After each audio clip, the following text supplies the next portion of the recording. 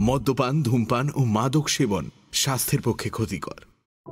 আমাদের আজকের গল্পে মনস্তাত্ত্বিক সমস্যার উল্লেখ রয়েছে। মানসিক স্বাস্থ্য টিম সানডে সাসপেন্সের কাছে কোনোভাবেই ব্যঙ্গ, বিদ্রুপ বা হাস্যরসের বিষয় নয়। টিম সানডে সাসপেন্স মনে করে মানসিক স্বাস্থ্যের খেয়াল রাখা অত্যন্ত জরুরি। প্রয়োজনে মনোবিদ বা চিকিৎসকের সঙ্গে যোগাযোগ করুন।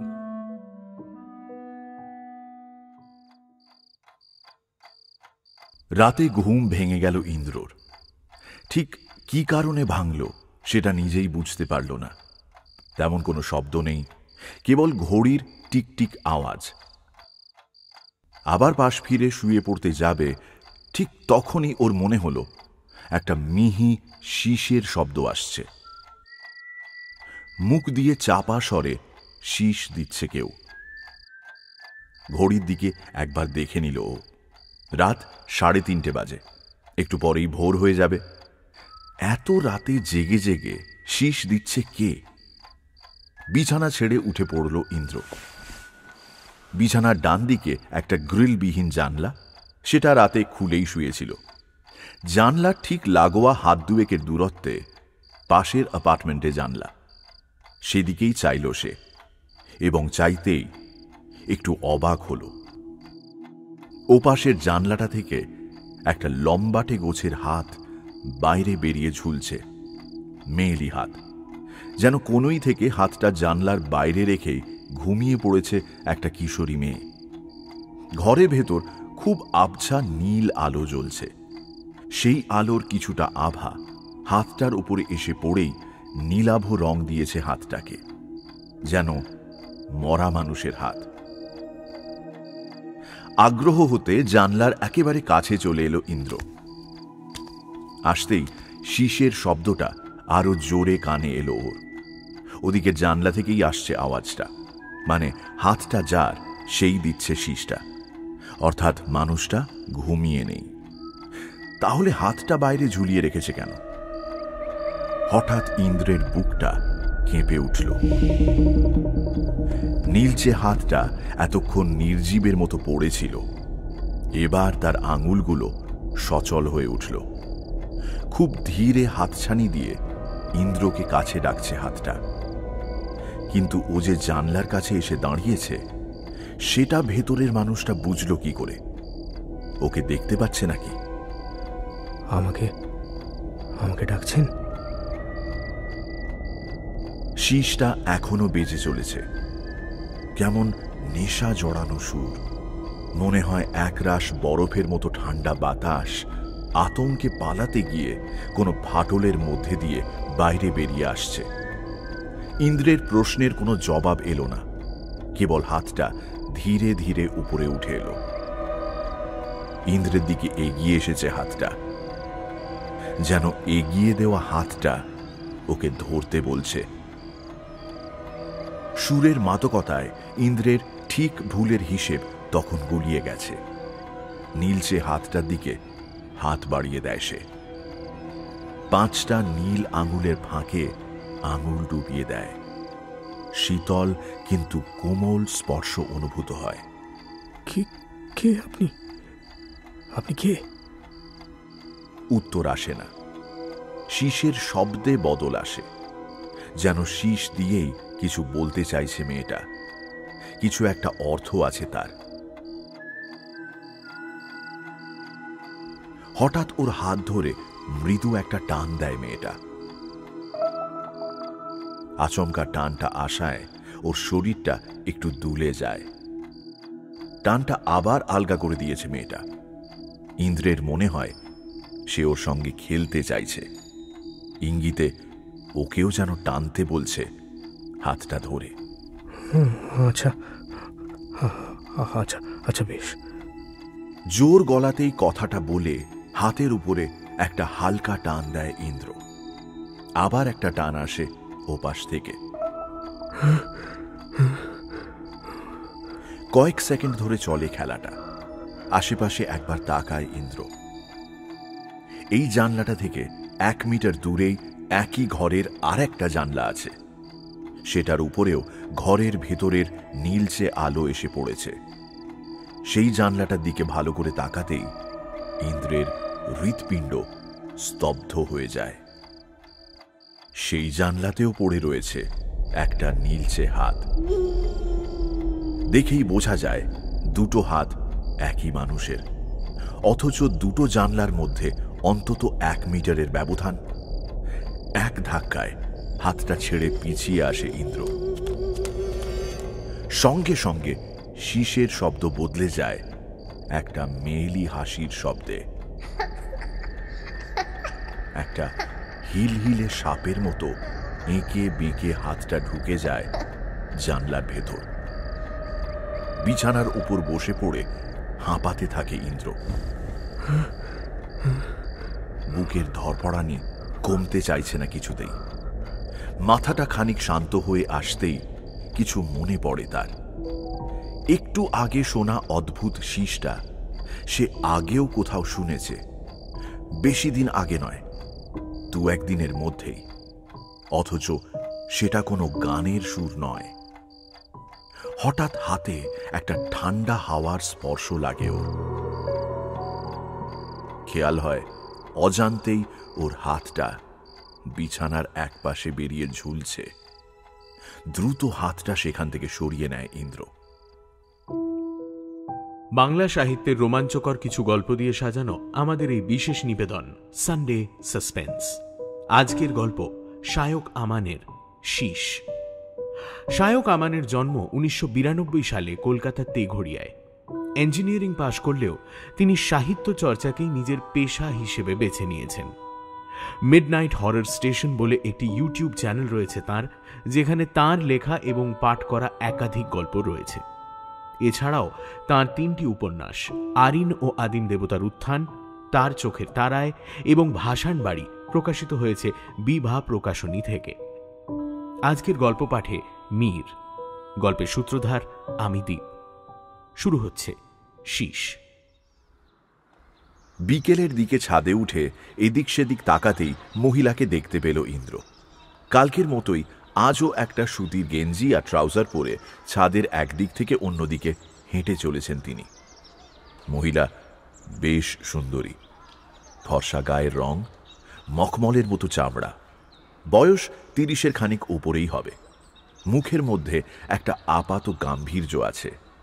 নাম শালিনী মিত্র। এই কদিনে বিকেলে ছাদে হাঁটার সময় পরিচয় হয়েছে ইন্দ্রের সঙ্গে। কয়েকদিনের আলাপেই সে বন্ধুত্ব গাঢ় হয়েছে। কাল রাত থেকে শালিনীর মুখটাই ঘুরে ফিরে মাথায় আসছিল ইন্দ্রর। কাছে বড় মাঠে কিছু একটা পুজো হচ্ছে। দূর থেকে চাপা গুঞ্জন আর স্পিকারে চলা হিন্দি গানের আওয়াজ ভেসে আসছে। তবে বিকেলের এলোমেলো বাতাসে এই নির্জন ছাদে ব্যাপারটা মন্দ লাগছে না। আজ আপনার দেরি হলো যে? এই কাজ ছিল একটু।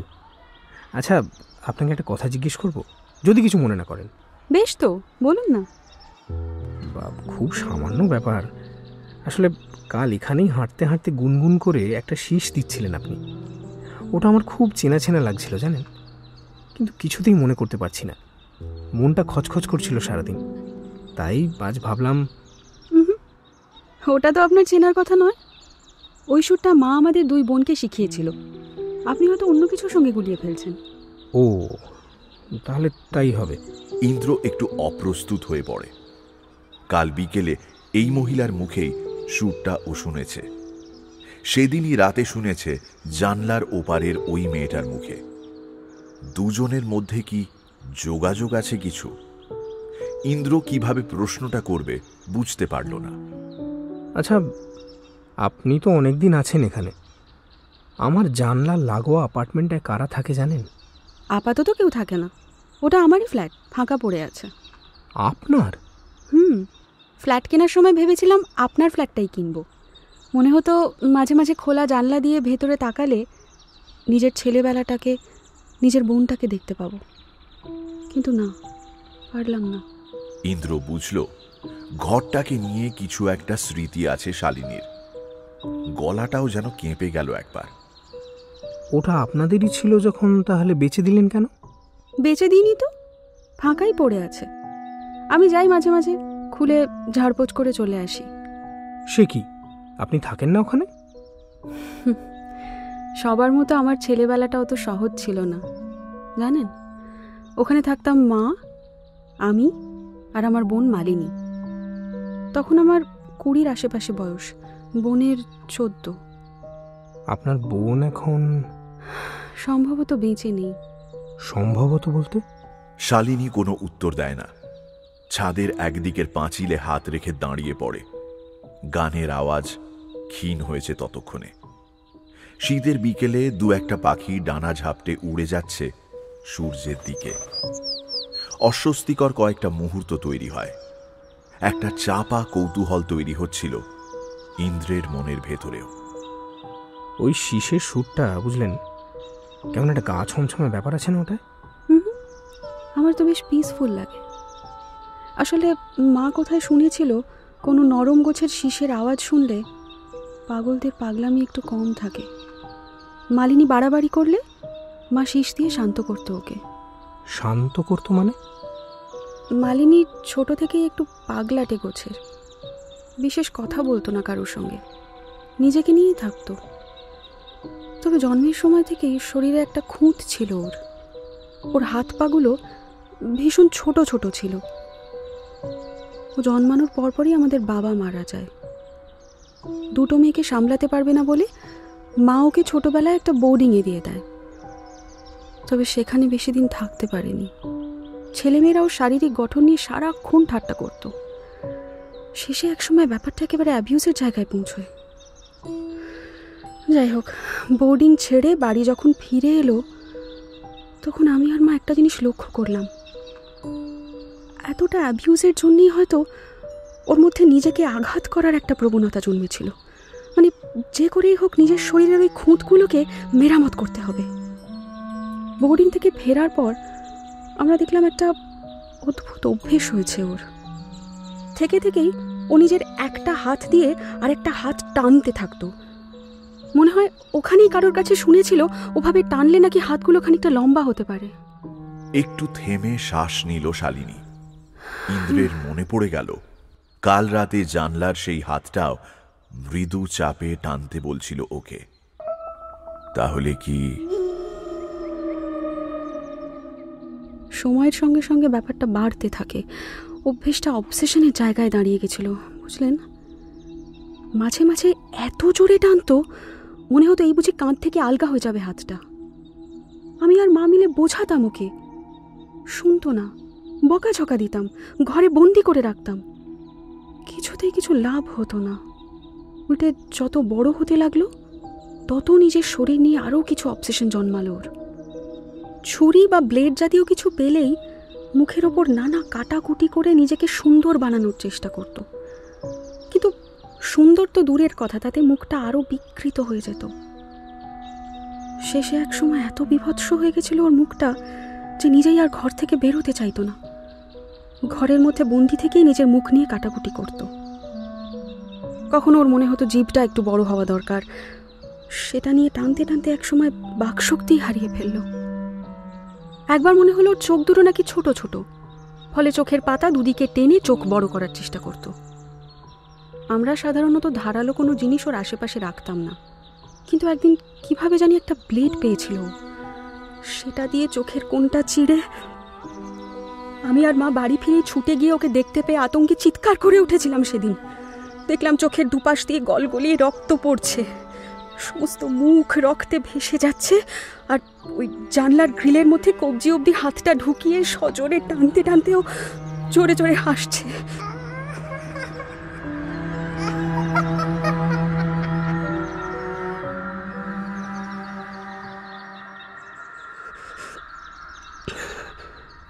আমার মা ভারী কড়া মানুষ ছিলেন, সহজে ভেঙে পড়তেন না। কিন্তু সেদিনের ঘটনায় মা নিজেও ভীষণ ভয় পেয়ে যান। সে কি, এ তো সিরিয়াস প্রবলেম। আপনারা কোনো মানসিক হাসপাতালে যোগাযোগ করেননি? মা ভীষণ ভালোবাসতেন মালিনীকে, 1 মিনিটও চোখের সামনে থেকে সরতে দিতেন না। অ্যাসাইলামে কি করে রেখে আসবে বলুন তো? তার থেকে ঘরে রেখে বুঝিয়ে সুঝিয়ে। তারপর আর তেমন কিছু না। পাগলামিটা দিন দিন বেড়েই উঠছিল। রাস্তা থেকে যেতে যেতে লোকে দেখতো জানলার গ্রিলের মধ্যে হাত ঢুকিয়ে সজোরে টানছে ও। তারা চিৎকার করে মাকে ডেকে দিত, মা ওকে ছাড়িয়ে আনতো। এরকম করতে করতেই একদিন মালিনীকে আর খুঁজে পাওয়া গেল না। পাওয়া গেল না মানে? ও কি বাড়ি ছেড়ে বেরিয়ে গেছিল? তাই হবে হয়তো। দরজা খোলা পেয়ে দুপুরে কখন বেরিয়ে গেছে আমরা বুঝতেই পারিনি। ও চলে যাওয়ার শোকেই মা শেষ হয়ে যায়। তারপর আর 5 বছর বেঁচে ছিলেন। সে একরকম না বাঁচার মতোই। আপাতত আমি একাই আছি। একটা বেসরকারি অফিসে চাকরি করি, ব্যাস। তবে ওই ফ্ল্যাটটায় আর থাকতে পারি না। বলা শেষ করে দম নেয় শালিনী। এতক্ষণে বিকেল আর একটু সন্ধ্যের দিকে ঢলে পড়েছে। ছাদের উপরে কয়েকটা বাচ্চা ছেলে মেয়ে দৌড়োদৌড়ি করছিল।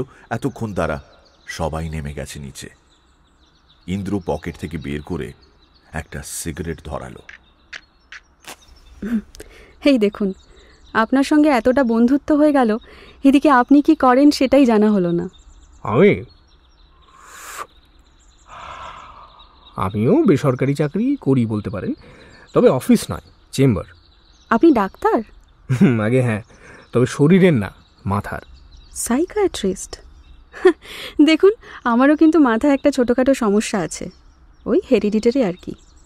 তার উপর একা একা থাকি, দরকার পড়লে দরজা খটখটাবো কিন্তু। তাতে অসুবিধে নেই, কিন্তু রাত বিরেতে এলে খটখটানোর বদলে শীষ দিয়ে ডাকবেন না প্লিজ, পিলে চমকে যাবে। ইন্দ্রের একবার মনে হয় কাল রাতের ঘটনাটার কথা কি বলা উচিত মহিলাকে। যে হাতটা কাল রাতে জানলায় ও দেখেছে সেটা কি তবে মালিনী মিত্রের? কিন্তু উদ্দেশ্য কি তার? শেষ বেলার মিঠে আলোয় শালিনী মিত্রের মুখের দিকে তাকায় ইন্দ্র। ভারী মিষ্টি মুখটা, বনের মতো তার হাত পাগুলো ছোটখাটো নয়, চেহারায় একটা স্মার্টনেস আছে। টান টান নিটোল চামড়ার উপর কমলা আভা পড়ে ভীষণ নরম করে তুলেছে মুখটা। চলুন নিচে যাই। আর একটু দাঁড়ান, সূর্যটা এখনো ডোবেনি, আর তাছাড়া আপনার সিগারেটও তো শেষ হয়নি। কথাটা বলে ছাদের পাঁচিলের উপর হাত রাখে শালিনী। অসাবধানতা বশত একবারের জন্য সেটা ইন্দ্রের আঙুল ছুঁয়ে যায়। উষ্ণ পেলব ছোঁয়া। না, কাল রাতের হাতটার সঙ্গে এ হাতের কোনো মিল নেই। ইন্দ্র দূরের দিকে তাকিয়ে থাকে। কিছু একটা খেলছে তার মাথার ভিতর। দূরে কালচে ঘনায়মান মেঘের মতোই কোথায় যেন একটা জট পেকে আছে। শালিনী মিত্রের একটু আগে বলা গল্পটার কোথায় যেন বেশ খানিকটা আধার জমে আছে।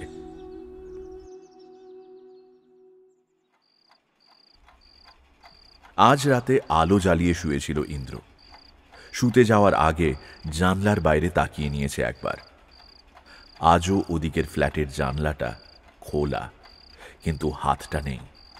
তাও বুকের ভেতরটা ছ্যাঁত করে উঠেছে তার।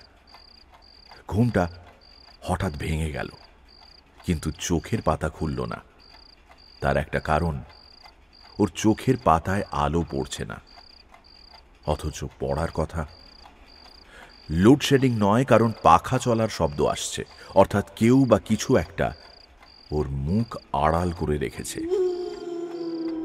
চোখ বন্ধ করেই অনুভব করল ইন্দ্র ওর একটা পা বেরিয়ে আছে বিছানার বাইরে, আর ঝুলন্ত পায়ের ঠিক নিচেই কিছু একটা ঘোরাফেরা করছে।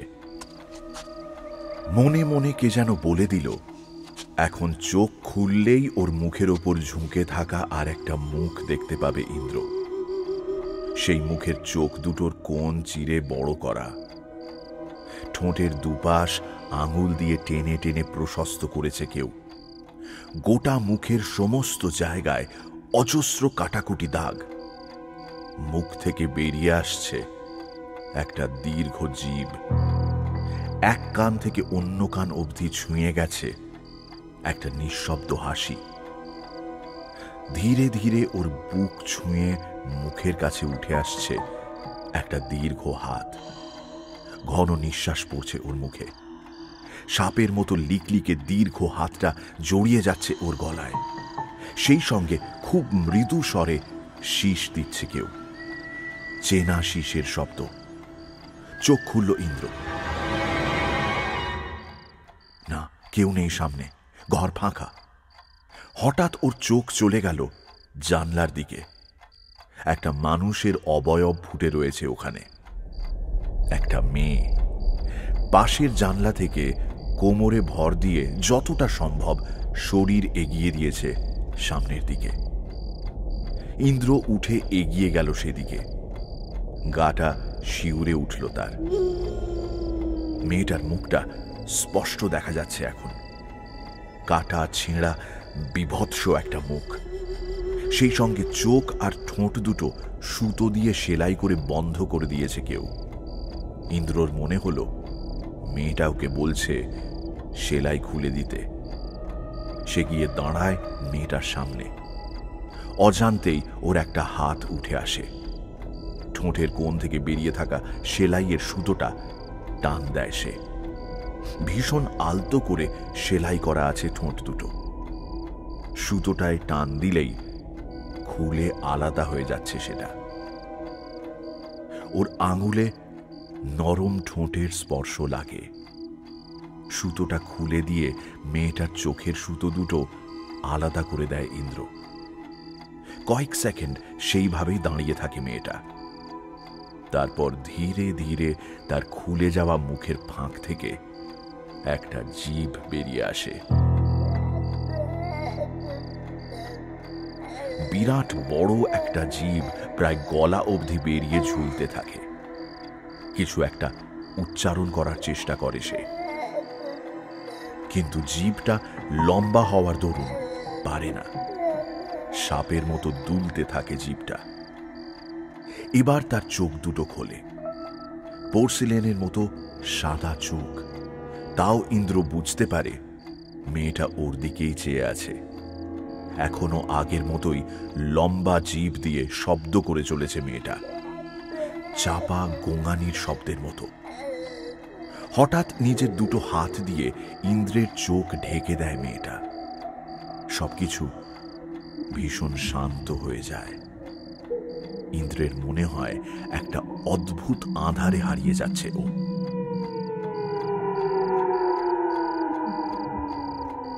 পরক্ষণেই চোখ খুলে যায় ইন্দ্রের। ও দেখে ওর সামনে এখন মেয়েটা আর নেই। তারপর বদলে উল্টো দিকের জানলাটা পরিণত হয়েছে একটা আয়নাতে। সেই আয়নায় ইন্দ্রের নিজের মুখটা দেখা যাচ্ছে। তবে সে মুখ আর মুখ নেই, যেন সমস্ত চামড়া উঠে গিয়ে এক বিভৎস রক্তাক্ত মাংসপিণ্ডে পরিণত হয়েছে মুখটা। ইন্দ্র ভয় পেয়ে চিৎকার করে ওঠে, কিন্তু ওর মুখ দিয়ে বেরোয় একটু আগে শোনা সেই চাপা শব্দটা। আয়নার পেছন থেকে ভেসে আসে একটা মেয়েলি পৈশাচিক হাসির শব্দ।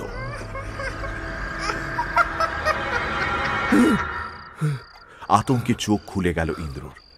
ভেঙে গেল ঘুমটা। ধরফড়িয়ে বিছানার ওপর উঠে বসল। জোরে জোরে নিঃশ্বাস পড়ছে ওর। দুঃস্বপ্ন দেখল এতক্ষণ।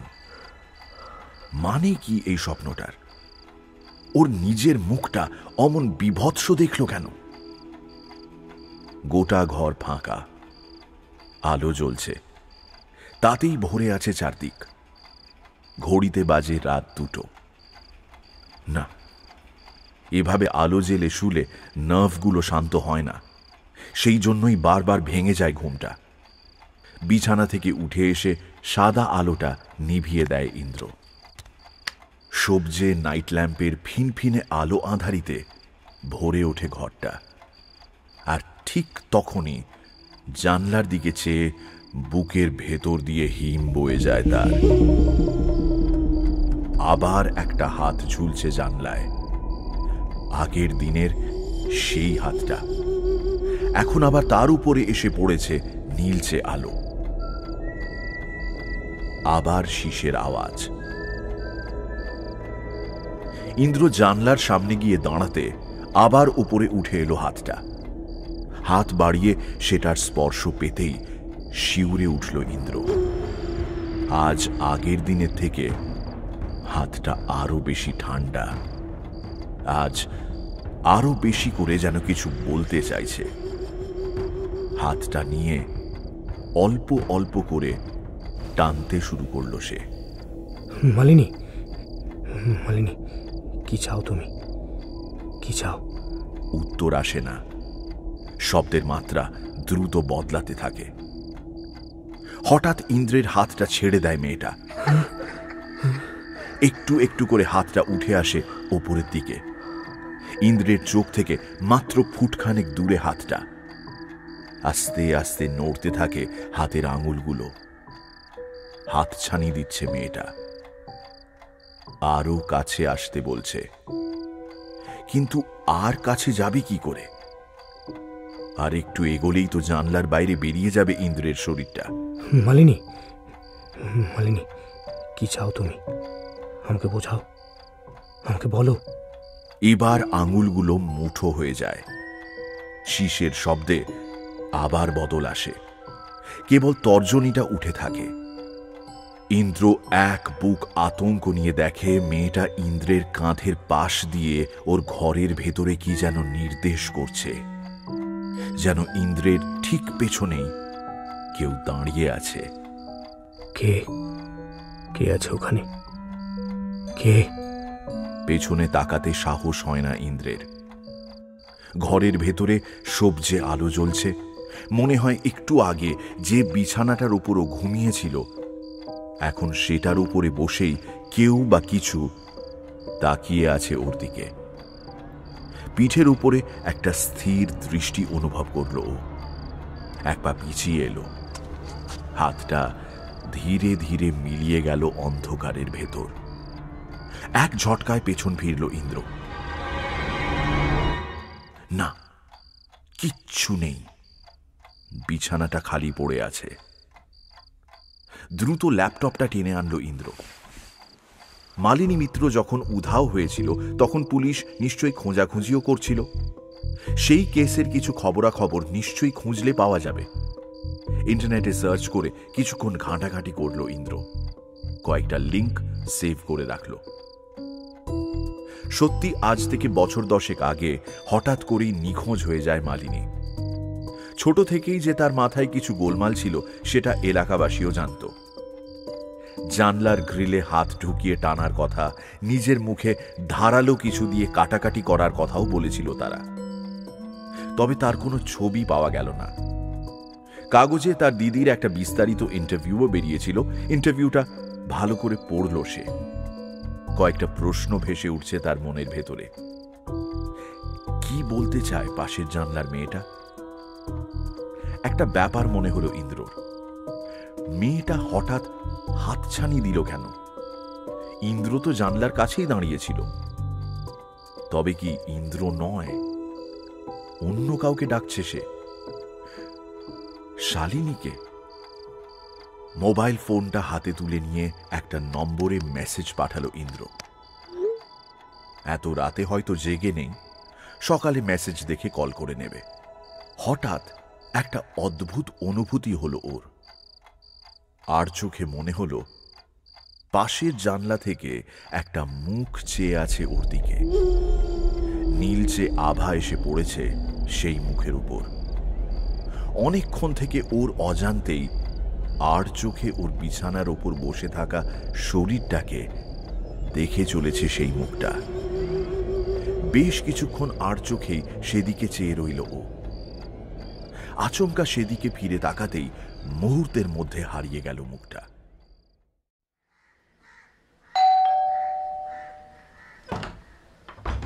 দরজায় কলিং বেল টিপতেই একটা বছর 15 বাচ্চা মেয়ে দরজা খুলে দিল। ভুরু তুলে আগন্তুকের দিকে চেয়ে জিজ্ঞেস করলো, কাকে চাই? শালিনী দেবী আছেন? কে এসেছে রে বলু? ওহো, তুমি? জানতাম তুমিই আসবে এখন। বলু, তুই ভেতরে যা, এখন আমাদের চা দিয়ে টিভি দেখ গিয়ে। মেয়েটা আর বাক্য ব্যয় না করে সরে পড়ে। ও কি এখানেই থাকে? হ্যাঁ, আমি একা থাকি তো, কেউ একটা না থাকলে কেমন খালি খালি লাগে। তাছাড়া কি? ছোটবেলায় ওর মা আমাদের বাড়িতে কাজ করতো, তিনি মারা গেছেন বছর 7 হলো। তারপর গত বছর ওকে আমি এনে রেখেছি এখানে। ইন্দ্রকে নিয়ে নিজের ঘরে ঢুকে আসে শালিনী। চেয়ারের উপর বসতে বসতেই ঘরের একদিকের দেয়ালে ঝুলন্ত একটা ছবির ওপর চোখ পড়ে ইন্দ্রর। 2 মেয়েকে দুপাশে নিয়ে দাঁড়িয়ে আছেন মিসেস মিত্র। একটি মেয়ে লম্বাটে গড়নের, অন্যটি খর্ব। হাত দুটো দেহের তুলনায় সত্যি ছোট। এটা কবেকার? এই ছবিটা, এটা বোন বোর্ডিং থেকে ফেরার পরপরই তোলা। তোমাকে ছোট থেকেই ভারী মিষ্টি দেখতে।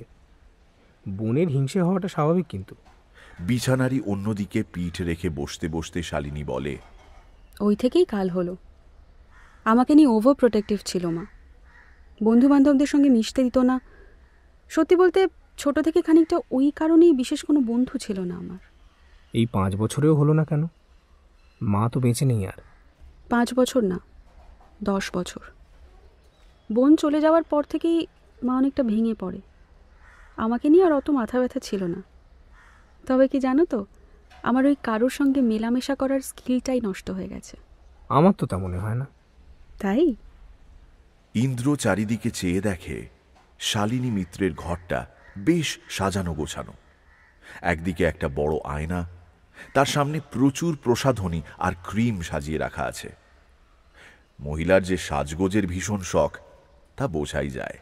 উফ, এই মেয়েটা না, কখন বলেছি চাটা দিয়ে যেতে, নিশ্চয়ই টিভিতে মজে গেছে। তুমি একটু বসো, হ্যাঁ আমি আসছি। কথাটা বলে ঘর থেকে বেরিয়ে যায় শালিনী। ইন্দ্র উঠে পড়ে, ছবিটা কাছ থেকে খুঁটিয়ে দেখে। তার হাব ভাবে কেমন একটা গোয়েন্দা সুলভ ভাব। কোনো অজ্ঞাত কারণে শালিনী মিত্রের অতীত জীবন নিয়ে ভীষণ আগ্রহ অনুভব করছে সে। এ পর্যন্ত শালিনী নিজে অবশ্য তেমন বিরক্তি প্রকাশ করেনি তাতে। আলমারির মাথায় কিছু পুরনো কাগজপত্র রাখা ছিল, সেদিকে ভালো করে তাকাতে ইন্দ্র দেখল তার মধ্যে একটা পুরনো খাতা জাতীয় কিছু রাখা আছে। হাত বাড়িয়ে সেটা নামিয়ে নিল ইন্দ্র। পুরনো হলদে হয়ে যাওয়া পাতাগুলো উল্টে পাল্টে দেখতে লাগল। কখন অজান্তেই শালিনী ঘরে ঢুকে পড়েছে সে খেয়ালই করেনি। ওটা আমার ছেলেবেলার। এই নাও তোমার চা। এ তো রীতিমতো গানের নোটেশন। তুমি সুর লিখে রাখতে পারো নাকি? হ্যাঁ, মায়ের থেকেই শেখা। ওই সুরটা দাও দাও, এদিকে দাও, একটা জিনিস দেখাই। খাতাটা হাতে নিয়ে পাতা উল্টোতে থাকে শালিনী। একটা জায়গায় এসে থেমে গিয়ে বলে, এই দেখো, শীষের সুরটা লেখা আছে। তুমি এইটাই গাও? সেই কবে লিখে রেখেছিলাম, দীর্ঘদিন আর গান বাজনা নিয়ে বসা হয় না। আচ্ছা, এই নোটেশনটার একটা ছবি তুলতে পারি? হ্যাঁ হ্যাঁ, শিওর। মিউজিকের শখটা কি মায়ের থেকেই? হ্যাঁ, কি করব বলো, বন্ধু বান্ধব ছিল না ছোট থেকে, অগত্যা মিউজিক নিয়েই। ইন্দ্র কিছু বলতে যাচ্ছিল এমন সময় তার ফোনটা বেজে ওঠে। সেটা হাতে নিয়ে উঠে পড়ে সে। একটা চেনা নম্বর থেকে ফোন আসছে। ফোনটা হাতে নিয়েই বাইরের বারান্দায় বেরিয়ে আসে ইন্দ্র। তুই হঠাৎ এই কেসটা নিয়ে পড়লি কেন বলতো? দরকার আছে। তুই আগে বল, কি জানতে পারলি? আরে ফ্যামিলিটা এমনিতেই মেসড আপ। মহিলার নাম ছিল সুরমা মিত্র। হাজবেন্ড একরকম জমিদারের ছেলে টাইপস বলতে পারিস আর কি। মানে পয়সা কড়ির অভাব ছিল না, কিন্তু ছোট মেয়েটা একটু পাগল টাইপের ছিল। 15 বছর বয়সে একদিন হঠাৎ করে নিখোঁজ হয়ে যায়। বড় মেয়েটি আবার কোর্টে সাক্ষী দেয় যে সে নিজে নাকি দুপুরবেলা বোনকে পালাতে দেখেছে। I see. হ্যাঁ, তো মেয়েটাকে তারপর আর খুঁজে পাওয়া যায় না। তারপর থেকে সবই ঠিকঠাক চলছে, কিন্তু তার 5 বছর পরে মেয়ের মা সুইসাইড করে। সুইসাইড? আগে হ্যাঁ, দরজা বন্ধ করে গায়ে আগুন লাগিয়ে দিয়েছিল। বাবা, সে সময় বড় মেয়ে বাড়িতে ছিল না, আর ওরা কারোর সঙ্গে মেলামেশা করতো না। তার ফলে আগুন নেভাতেও কেউ আসেনি। মেয়ে বাড়ি ফিরে দরজা খুলে অবস্থা থেকে পুলিশ ডাকে। পুলিশ যতক্ষণে পৌঁছেছে ততক্ষণে তো বডি পুরো ঝামা হয়ে গেছে। সুইসাইডের কারণ? মানসিক অবসাদ। শেষের দিকে নাকি মহিলা ছোট মেয়েকে দেখতে পেতেন, মানে ওই হ্যালুসিনেশন আর কি। এমনকি নিজের মুখও ছোট মেয়ের মুখের মতো করতে চেষ্টা করেছিলেন কাঁচি ফাঁচি দিয়ে, হসপিটালাইজ করতে হয়েছিল। আচ্ছা, কার ওই বড় মেয়েটার ওপর সন্দেহ হয়নি? মানে ছোট থেকে মায়ের ওপর যদি রাগ থেকে থাকে। আরে রাগ থাকলে সে রাগ হঠাৎ এতদিন পরে দেখাতে যাবে কেন?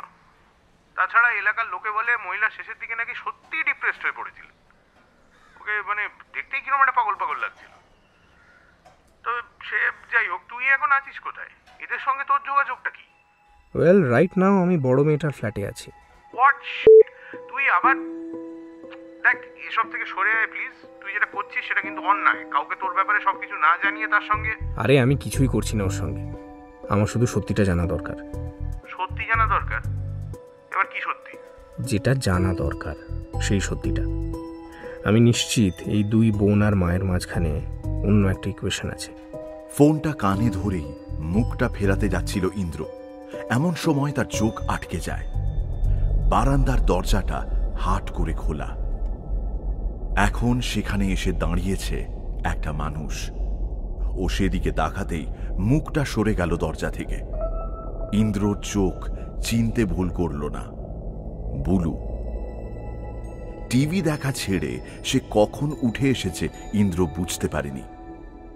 তাহলে কি সব শুনেছে মেয়েটা? বলে দেবে গিয়ে এক্ষুনি। ইন্দ্র একটা দীর্ঘশ্বাস ছেড়ে বারান্দা থেকে বেরিয়ে আসে। কয়েকটা উত্তর পরিষ্কার হচ্ছে ওর মাথার ভেতর, কয়েকটা এখনো ধোঁয়াশা রয়ে গেছে। বুলুকে ভেতরে ঢুকে আর দেখতে পায় না সে। শালিনীর সামনের চেয়ারটায় বসতে বসতে বলে, কদিন ধরেই একটা কথা বলবো ভাবছি তোমায়, জানি না বিশ্বাস করবে কিনা। কি বলো তো? দেখো শালিনী, আমার মনে হয় তোমাদের ঘরের জানলাটায় কিছু একটা গোলমাল আছে। ওখানে কেউ থাকে না তো? না, কে আবার থাকবে, তো ফাঁকাই পড়ে আছে। মাঝে মাঝে রাতের দিকে আমি আমি একটা হাত দেখতে পাই ওখানে, একটা একটা বাচ্চা মেয়ের হাত। হাত? কি ভুতুড়ে হাতের মতো? আমার মনে হয় মেয়েটা আমাকে কিছু বলতে চায়। ধ্যাৎ, ওখানে কেউ থাকে না, আমি নিজে তালা দিয়ে ওটায়। তোর মাথা খারাপ হয়েছে নাকি? আমি মিথ্যে বলছি না, ট্রাস্ট মি। চাইলে তোমাকে দেখাতেও পারি। বেশ, দেখাও, আই উইল ট্রাস্ট দেন। ওকে, কাল রাতটা আমার রুমেই কাটিও তুমি। আমার মনে হয় ব্যাপারটা যদি সত্যি হয় তাহলে শুধু আমাকে না, সে তোমাকেও কিছু বলতে চায়। ঘণ্টাখানিকের মধ্যে শালিনী মিত্রের ফ্ল্যাট থেকে বের হয়ে আসে ইন্দ্র। মাত্র কয়েকটা দিনে মহিলার সঙ্গে প্রগাঢ় একটা বন্ধুত্বও তৈরি হয়েছে ওর। ইন্দ্র জানে শালিনী নিজেও বন্ধুত্বটাকে আরো গভীরে নিয়ে যেতে চায়। চোখের দৃষ্টিতে একটা চাপা মুগ্ধতা খেলা করে যায় মাঝে মধ্যেই। তবে কেবল মুগ্ধতা নয়, ইন্দ্রের মন বলছে শালিনী মিত্রের চোখে মুগ্ধতা ছাড়াও আরো অন্ধকার কিছু লুকিয়ে রয়েছে, কেবল সেটা খুঁজে নেওয়ার অপেক্ষা। আমি আগেই বুঝেছি তোর মাথায় অন্য কিছু চলছে। কথা নেই বার্তা নেই, হঠাৎ করে ওই অ্যাপার্টমেন্টটাই চাই তো কয়েকদিনের জন্য। আজ মর্নিং ওয়াকে বেরিয়েছে মনীষ।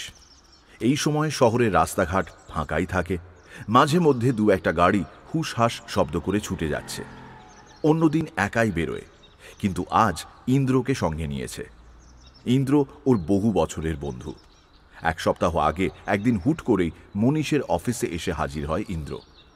ভারী অদ্ভুত একটা দাবি আছে ওর। মনীষ এই এলাকার নামকরা প্রমোটার। গত কয়েক বছরে বেশ কয়েকটা বিলাসবহুল অ্যাপার্টমেন্ট তৈরি করেছে সে। তার মধ্যে একটা অ্যাপার্টমেন্টের একটা ফ্ল্যাট কয়েকদিনের জন্য ভাড়া নিতে চায় সে। কোনো এক পেশেন্টের ওপর নাকি নজর রাখতে হবে। এমনিতে ইন্দ্রজিৎ সেন ছেলেবেলা থেকেই পাগলাটে। মাথার ডাক্তার হওয়ার থেকে রোগী হলেই বেশি উপযুক্ত হতো। মনীষ অল্প গাঁইগুই করে শেষ অবধি রাজি হয়ে যায়। কদিন থাকার ব্যবস্থা করে দেওয়া আর এমন কি কঠিন কাজ? আসলে এটা ঠিক একটা কেস না, আমার একটা পার্সোনাল কিউরিওসিটি। দেখা যাক কি হয়। রোগীটা কে? লেট সুরমা মিত্রের বড় মেয়ে Shalini Mitra. I guessed as much. আরে ওই গোটা ফ্যামিলিটাই পাগলের। বোনটা তো, আচ্ছা তোর কি মনে হয় বোনটা বেঁচে আছে? না, বাপের জন্মে এরকম পিকিউলার ফ্যামিলি দেখিনি, জানিস তো। কারুর সঙ্গে মেশে না, ঘর থেকে বেরোয় না, তিনজনে মাসের পর মাস কারুর মুখ দেখে না, ঘরের মধ্যে আটকে থেকে কি যে করে কে জানে। ও বাপের রেখে যাওয়া টাকায় নাকি সংসার চলতো।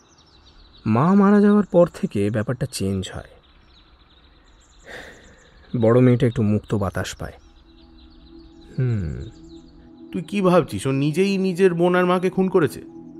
আমি ভাবছি একটা শীষের কথা। শীষ? হ্যাঁ, একটা মেয়ে শীষ দিত তার বোনকে শান্ত করতে। দুই বোনের মাঝে ওটাই ছিল কানেকশন। কিন্তু সে বড় হওয়ার পর দেখা গেল এই শীষ জিনিসটা ভারী অদ্ভুত না রে। ছোটবেলায় আমরা মায়ের মুখে লালাবাই শুনতে শুনতে কেমন শান্ত হয়ে যাই। মানুষের ইমোশন ম্যানিপুলেট করতে গেলে। দাদা। এ কি বুলু, তুমি এখানে? দিদি কোথায়? দিদি তো ঘুমোচ্ছে। আপনাকে কিছু কথা বলবো। হ্যাঁ বলো, আমি শুনছি।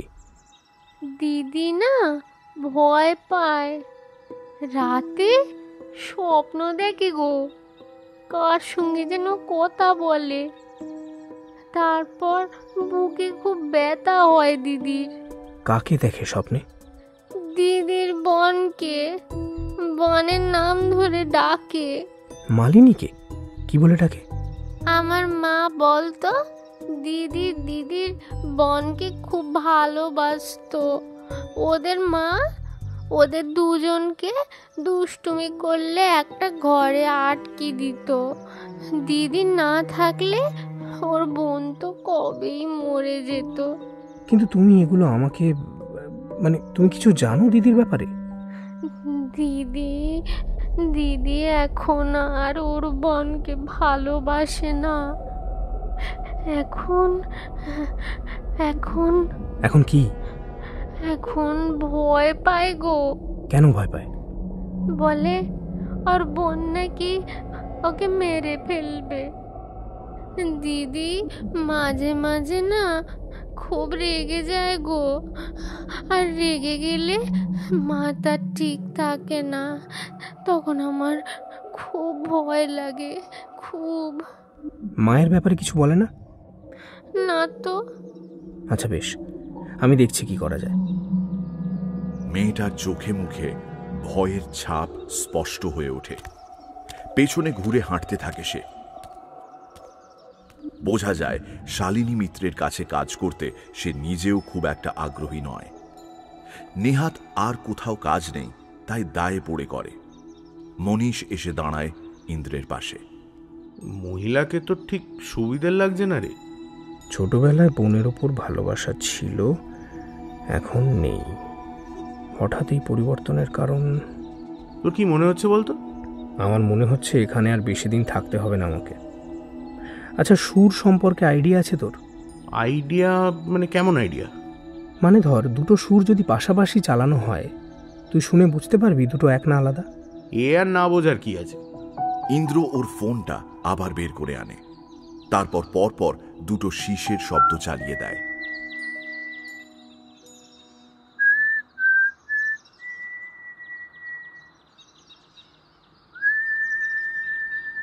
একটা গাইছেন শালিনী মিত্র, ইন্দ্রের ফোনেই রেকর্ড করা। অন্যটা মোবাইলে তোলা ছবির নোটেশন দেখে কম্পিউটারে তৈরি করা। কাল ওর খাতায় লেখা সুরের নোটেশন দেখে তৈরি করিয়েছি এটা। দুটো শোন।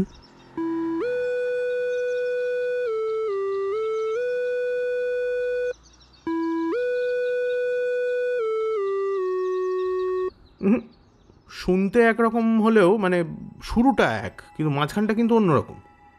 অথচ দুটো একই হওয়ার কথা ছিল, কিন্তু এক হয়নি। শালিনী মিত্র আগে বোনকে ভালোবাসত, এখন আর বাসে না।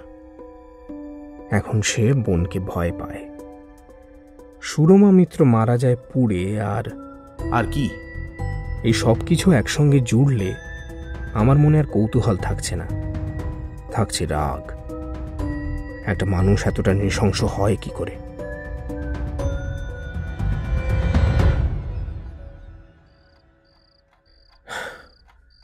না, আজ রাতে মনে হয় না আর কিছু দেখা যাবে। মানসিক রোগীদের চিকিৎসা করা তোমার কাজ। তুমি নিজেই যদি রোগী হয়ে যাও তাহলে তো হয়েই গেল। আমি একটা ব্যাপার ভাবছিলাম, জানো কি? আচ্ছা, ধরে নিলাম তোমার এই বোন মালিনী, এর আত্মা ওই ঘরটার ভেতরে বন্দি আছে, সে বেরিয়ে আসতে পারছে না। কিন্তু সে জানলা দিয়ে কেবল হাত বাড়িয়ে দেয় কেন? তার মুখ দেখাতে কি অসুবিধে? তোমাকে তো আগেই বলেছি, ওর মুখটা বিকৃত হয়ে যাওয়ার পর থেকে ও মুখটা আর কাউকে দেখাতে চাইতো না। তা কি করে হয়? মুখটা তো ও নিজেই বিকৃত করেছিল। তুমি বলেছিলে তোমরা বাড়ি ফিরে দেখেছিলে রক্তাক্ত মুখ নিয়ে ও হাসছে, অর্থাৎ ওর চোখে ওকে সুন্দরী লাগছিল তখন। তাহলে দেখো, মালিনীর আত্মা তোমাকে দেখা দেয়, আমার এটাই বিশ্বাস হয় না। এছাড়াও আরও একটা প্রশ্ন ঘুরছে মাথায়। উফ, আবার প্রশ্ন? কি বলো? তোমার মা মালিনীকে এত ভালোবাসতেন, যে মেয়ে হারিয়ে গেছে বলে বাকি জীবন হতাশায় কাটিয়ে দিলেন, তিনি অত ছোট একটা মেয়েকে বোর্ডিংয়ে পাঠালেন কেন? আর যদি পাঠালেনই, তাহলে সেই মেয়ে অমন উন্মাদ হয়ে যাওয়ার পর তাকে কাছে রাখার জন্য মেন্টাল ইনস্টিটিউশনে দিলেন না? কেমন গোলমাল লাগছে না? তোমার কি মনে হচ্ছে বলো তো? কি বলতে চাইছো? আমার কেন জানি না মনে হচ্ছে তোমার মায়েরও মাথার ব্যায়ামও কম ছিল না। তবে সেটা যে ঠিক কী ধরনের। হঠাৎ ইন্দ্র অনুভব করে শালিনীর একটা হাত ওর কনুই চেপে ধরছে। মৃদু চাপে ওর দিকে ফিরিয়ে নিতে চাইছে ইন্দ্রর দৃষ্টি। ইন্দ্র ঘুরে দাঁড়ায়। শালিনী মিত্রের কোমল মখমলের মতো চামড়ার উপর এসে পড়ছে ঘরের সবজে আলো। আলোর দুটি জ্বলছে ওর চোখে। আদুরে একটা হাসি খেলা করছে ঠোঁটের কোণে। কি অদ্ভুত লোক তুমি, দেখো সারা রাত এই নিয়ে কথা বলে যাবে। তাহলে কি নিয়ে বলবো বলো? আমাকে নিয়ে? আচ্ছা, আমাকে দেখে কি মনে হয় তোমার? জানি না, তবে ভীষণ চেনা মনে হয় সেই প্রথম দিন থেকে, কিন্তু জানি না কেন। আমারও। দুটো হাত ইন্দ্রর দুগালে রাখে শালিনী। আচ্ছা, এখন এভাবে দাঁড়িয়ে কি করতে ইচ্ছে করছে তোমার? কিছু শুনতে ইচ্ছে করছে তোমার থেকে। কি? ওই যে শীষটা, যেটা মায়ের কাছ থেকে শিখেছিলে। ধুর, সারাক্ষণ এসব নিয়ে পড়ে থাকো কেন বলো তো? পারবো না, আমার এখন ভালো লাগছে না। কিন্তু আমার যে ইচ্ছে করছে ভীষণ। শুনবে না আমার কথা? শালিনী মাথা নামিয়ে নেয়। ইন্দ্রের গলার স্বরে একটা চাপা আকুতি মিশেছিল, সেটা উপেক্ষা করা যায় না। ধীরে ধীরে রাতের হাওয়ায় ছড়িয়ে পড়ে একটা শীষের শব্দ। জানলা দিয়ে বেরিয়ে ধেয়ে যায় বাইরের নিকষ অন্ধকারের দিকে। চতুর্দিক মাতিয়ে তোলে আওয়াজটা। ইন্দ্র অপেক্ষা করতে থাকে কিছুর। তার বুকের ভেতরে শীষের শব্দটা প্রতিধ্বনিত হতে থাকে। কান খাড়া করে শুনতে থাকে সে।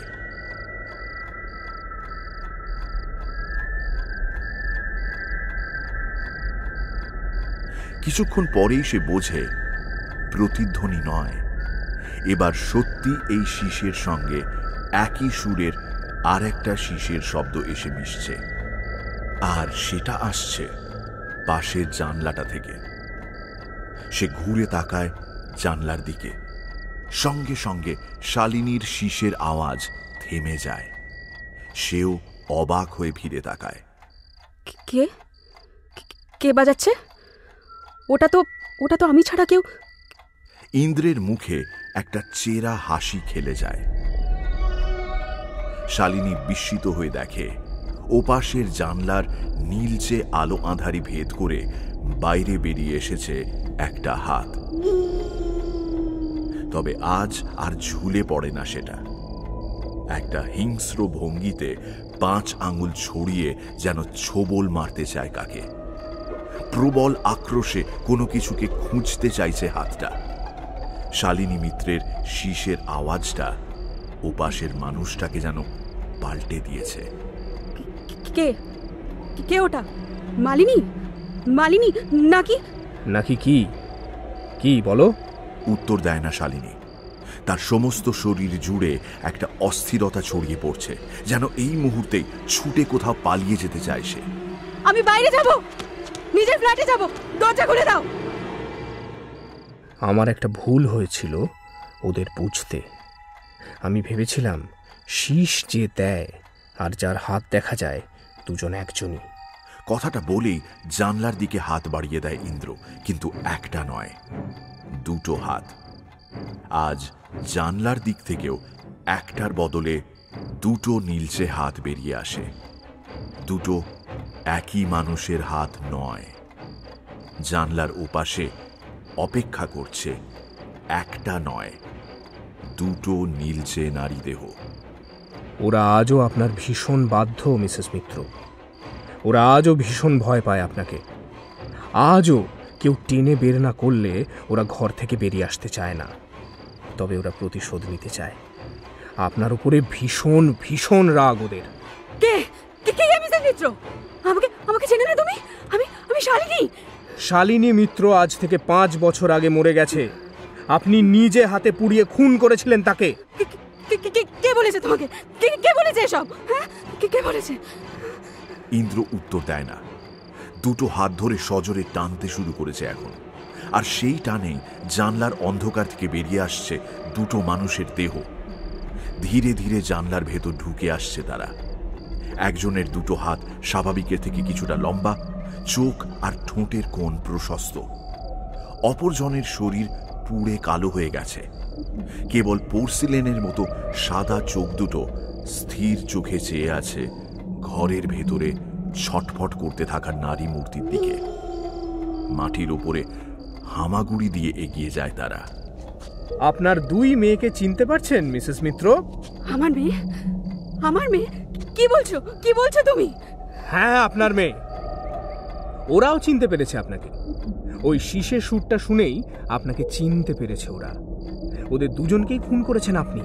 ওদের দুজনের কেউই কোনো অবসেশনের শিকার ছিল না, ছিলেন আপনি। মানুষের শরীরের কোনো খুঁত সহ্য করতে পারেন না আপনি। আপনার এই অদ্ভুত অবসেশনের বলি হয়েছিল ওরা দুজন। কেউ আছেন? দরজা খুলুন, আমাকে বাঁচান, কেউ আছেন? আপনার স্বামীর মৃত্যুর পর থেকে এই অবসেশনটা শুরু হয় আপনার। ছোট মেয়ের হাত দুটো দেহের তুলনায় সামান্য ছোট ছিল, তাই কোনোদিনই বোর্ডিংয়ে পাঠাননি আপনি। তার জীবনের সব থেকে বড় বুলি ছিল তার মা। আমি ওদের মা নই, আমি শালিনী। আপনি জোর করে হাত দুটো বড় করার চেষ্টা করতে থাকেন। কেন মেয়ের শরীরে খুঁত থাকবে? হ্যাঁ, মানুষের হাড়ের গঠন টানাটানি করে বিশেষ বদলানো যায় না, কিন্তু আপনার মানসিক রোগ তখন বদ্ধ উন্মাদ করে তুলেছে আপনাকে। গ্রিলের ভেতরে হাত ঢুকিয়ে তার শরীরটা ভিতর দিকে মালিনী নিজে টানতো না, আপনি টানতেন। তাকে সুন্দর করে তুলতে গিয়ে মুখের ওপর ছুরি আর চোখের কোনায় ব্লেড সে নিজে নয়, আপনি চালিয়েছেন। আপনি কারো কাছে কিছু বলতে গেলে অত্যাচার আরো বেড়ে যেত। মেয়ে দুটো আপনাকে জমের মতো ভয় পেত। আপনার অবসেশন পূরণ করতে গিয়ে তার সমস্ত মুখ বিকৃত হয়ে যায়। সে আর ঘর থেকে বেরোতে চায় না, কাউকে মুখ দেখাতে চায় না।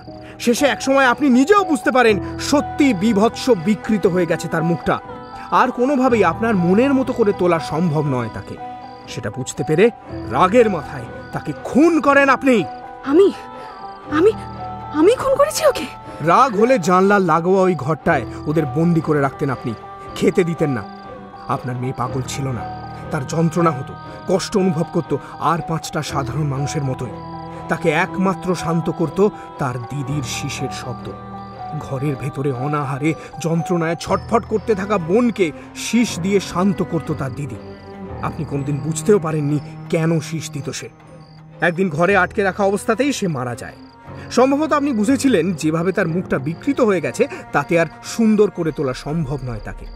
ফলে একদিন ঘরে বন্ধ করে রেখে তাকে খাবার, জল কিছুই দিলেন না।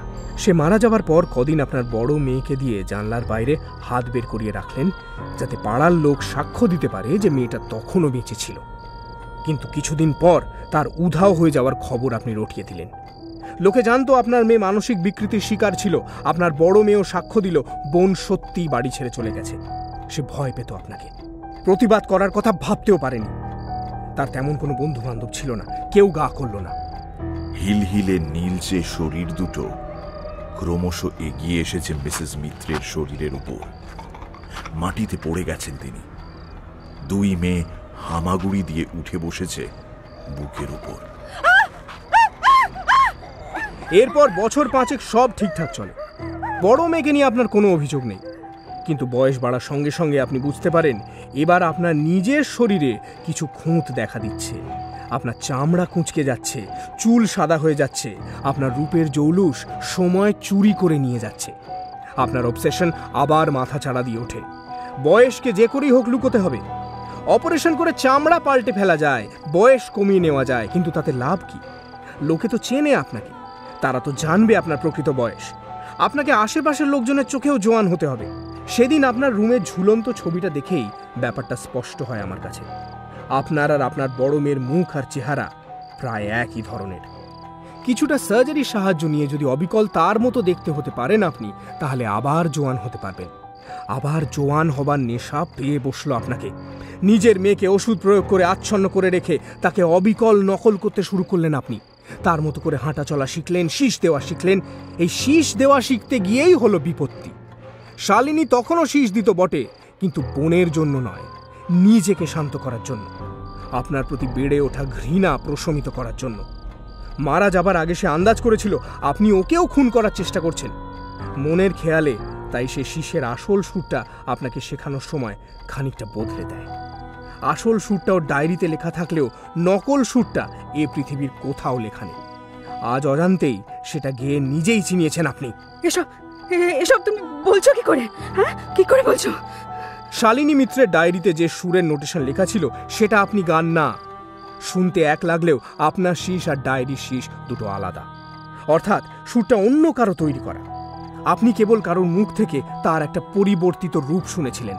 মিথ্যে কথা, সব মিথ্যে বলছো তুমি। একদিন আচ্ছন্ন অবস্থায় বড় মেয়েকে ঘরে বন্দি করে রেখে আগুন লাগিয়ে দিয়ে বেরিয়ে যান আপনি। পুড়ে শেষ হয়ে যায় তার শরীর। এমনভাবেই পুড়ে যায় যে তাকে কেউ শনাক্ত করতে পারে না। নিজের বড় মেয়েকে খুন করে তার পরিচয় নিলেন আপনি, কিন্তু ওই ফ্ল্যাটে আর থাকতে পারেননি। শালিনী মিত্র নামেই থাকতে শুরু করলেন পাশের অ্যাপার্টমেন্টে। তুমি এত কিছু জানলে কেমন করে? আপনি বলেছিলেন না চেনা লাগছে আমাকে? আমারও ভীষণ চেনা লাগছিল আপনাকে। মায়ের দুটো হাত চেপে ধরেছে একটি মেয়ে, দু কাঁধে দুটো পা রেখে সজোরে টানতে শুরু করেছে। লম্বা জিভটা বেরিয়ে এসেছে বাইরে। অক্ষম গলাতেও খলখল করে হাসছে সে। অন্য মেয়েটির দুটো হাত ইতস্তত ঘুরে চলেছে মায়ের মুখের ওপর। মুখ থেকে বেরিয়ে আসছে শীষের শব্দ। আজ সে তার বোনকে শান্ত করতে চাইছে না। আজ সেই অপার্থিব শীষটা আরো উৎসাহিত করে তুলছে তাকে। একটু একটু করে তারা মিসেস মিত্রের দেহটাকে টেনে নিয়ে যেতে চাইছে ওই জানলাটার দিকে। ওই ঘরে এতদিন বদ্ধ ছিল ওদের আত্মা। ওই ঘরে পশুর মতো অত্যাচারিত হয়েছে ওরা।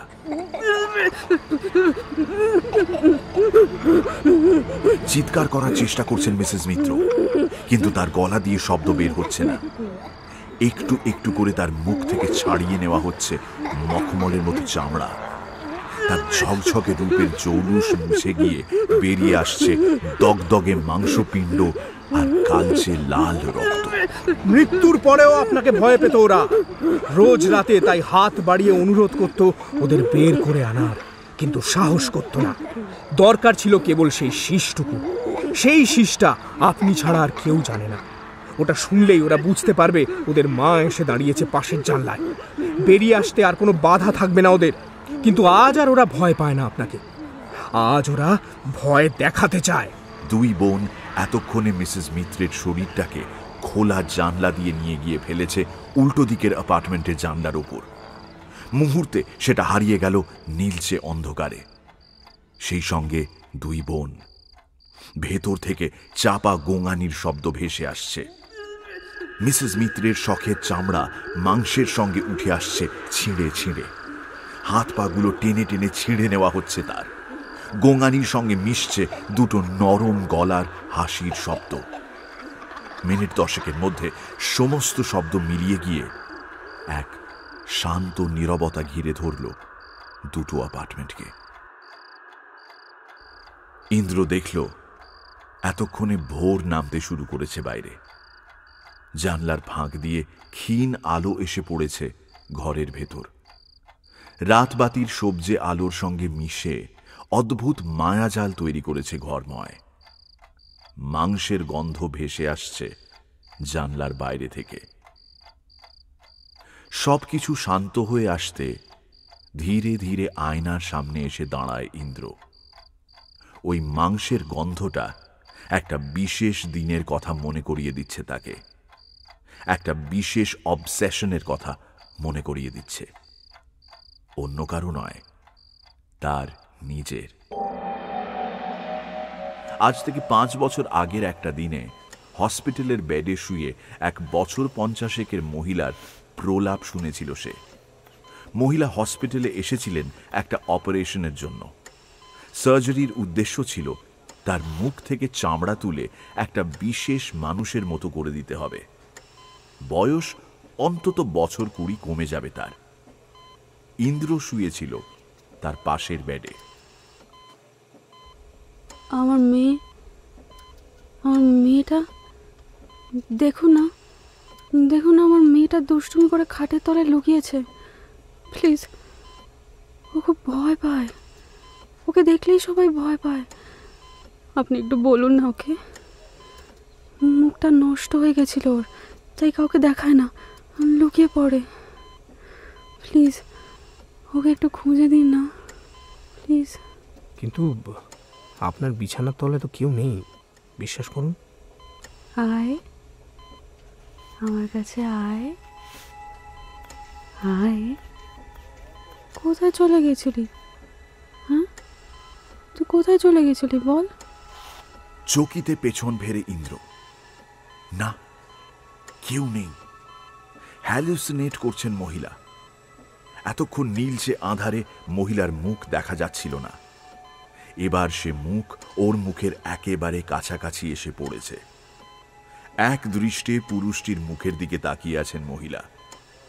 সে মুখে অজস্র কাটাকুটির দাগ, ঠোঁটের কোণটা বেশ কিছুটা চেরা। সেই চেরা মুখেই হাসছেন তিনি। 2 মেয়ে আমার, একটা সেই ছোটবেলাতেই কোথায় চলে গেল। কি হলো বলুন তো? বয়স কমিয়ে ফেলার অবসেশনটা তারও ছিল। পাশাপাশি বেডে রাখা হয়েছিল দুজনকে। মাঝরাতে আলো নিভে যেতে মহিলা হ্যালুসিনেট করা শুরু করেন। ড্রাগের ঘোরে এক অপরিচিত মানুষকে নিজের জীবনের অদ্ভুত গল্প শুনিয়ে ফেলেছিলেন মিসেস মিত্র। সমস্তটা ইন্দ্র শুনতে পায়নি। যেটুকু শুনেছিল সেটা বিশ্বাস করতে পারেনি, তবে মন থেকে একেবারে মুছে ফেলতে পারেনি কথাগুলো। এত বছর খোঁজাখুঁজির পর শেষে সন্ধান মিলেছিল মিসেস মিত্রের। তিনি নাকি মারা গেছেন 5 বছর আগে। তার মেয়ে এখন একটা অ্যাপার্টমেন্টে একাই থাকে। ইন্দ্র জানত সেদিনের সেই পাশের বেডের মহিলার বয়ান যদি সত্যি হয়, তাহলে এই মেয়েটি মিসেস মিত্র। কেবল নিজের নিখুঁত থাকার বিকৃত অবসেশন চরিতার্থ করছে সে। বাকি সত্যিটাকে সে এই কদিনে খুঁড়ে বের করেছে কেবল। নিজের মুখের দিকে একটানা চেয়ে থাকে ইন্দ্র। হাত বোলায় চামড়ার উপর। সে জানে এই চামড়া আসল নয়, এর নিচে আছে এক কুঁকড়ে যাওয়া সময়ের ছোপ লাগা বিশ্রী মুখ। ওর ইচ্ছে করল ছিঁড়ে কুটি কুটি করে ফেলতে চামড়াটা। বেরিয়ে আসুক রক্তাক্ত একটা মুখ। কতই বা বিকৃত হবে আর। মিসেস মিত্রের মতো নয় নিশ্চয়ই। মানুষের বাইরের রূপটা কি ততটা কুৎসিত হওয়া সম্ভব যতটা তার ভেতরটা হতে পারে? কি মনে হতে এক ঝটকায় পাশের ফ্ল্যাটের জানলার দিকে তাকায় ইন্দ্র। না, আর কোনো হাত নেই সেখানে। ভোরের তাজা আলো এসে ঝাঁপিয়ে পড়ছে ঘরের মেঝেতে।